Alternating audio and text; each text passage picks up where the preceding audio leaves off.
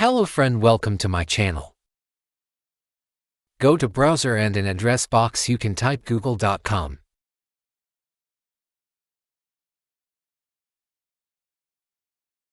In search box type Chrome if you are not sure about website address. Then click the link of Chrome website. Chrome website will detect your system type 32 bits or 64 bits, then click download Chrome.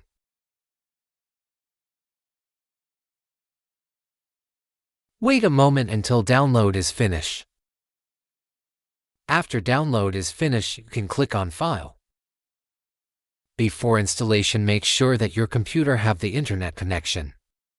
The installation will progress.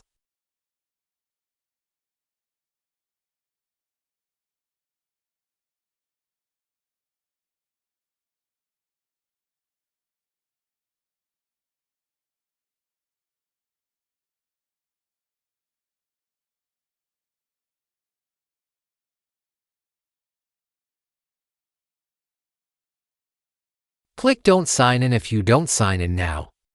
Click Skip. Click Got it.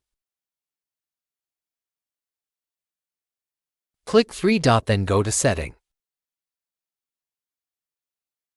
Go to Languages. Click on Add Languages.